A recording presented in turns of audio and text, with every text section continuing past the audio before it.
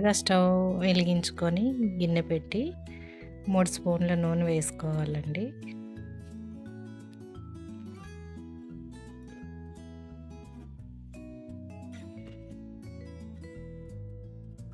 దీంట్లో ఆవాలు, మినపప్పు, శనగపప్పు, మెంతులు, ఎండుమిరపకాయలు, కరివేపాకు ఇవన్నీ తాలింపు వేసుకోవాలి.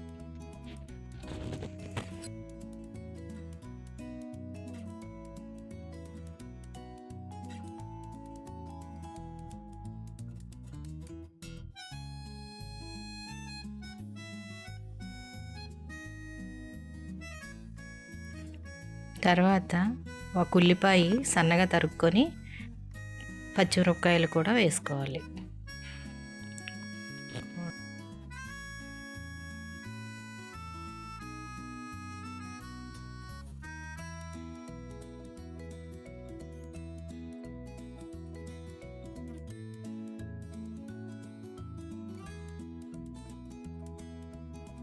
కొద్దిగా కరివేపాకు వేసుకొని మరి కొద్దిగా ఇంగువ వేసుకోవాలండి.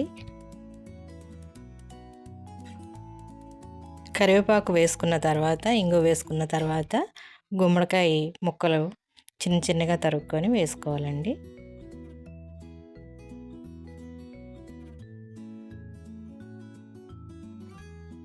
ఈ ముక్కల్ని బాగా కలుపుకొని కొంతసేపు మగ్గించుకోవాలండి.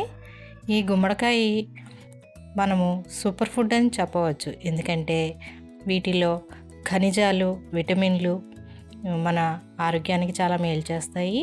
తర్వాత ఫైబర్ ఉంటుంది దీంట్లో. రోగనిరోధక శక్తి బాగా పెరుగుతుంది. కిడ్నీ మరియు గుండె ఆరోగ్యానికి కూడా మంచిదండి.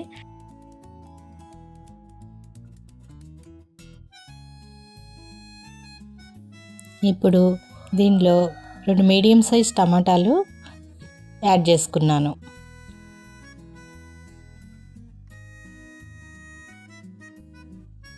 టమాటాలు మగ్గిన తర్వాత కొద్దిగా ఉప్పు, కొద్దిగా పసుపు, తర్వాత కొద్దిగా కారం వేసుకోవాలి.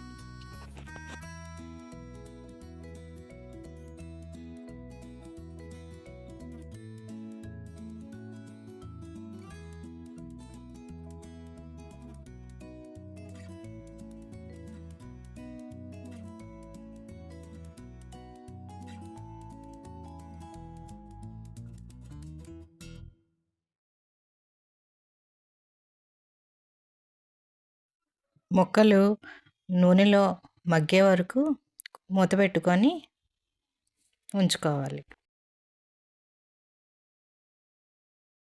ముక్కలన్నీ మగ్గాక నిమ్మకాయ సైజ్ అంతా చింతపండు రసాన్ని వేసుకోవాలి.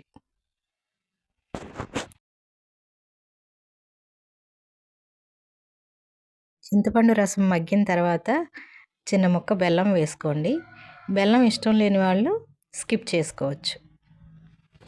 అంతేనండి, మన బూడిద గుమ్మడికాయ పులుసు రెడీ. నచ్చితే సబ్స్క్రైబ్ చేయండి.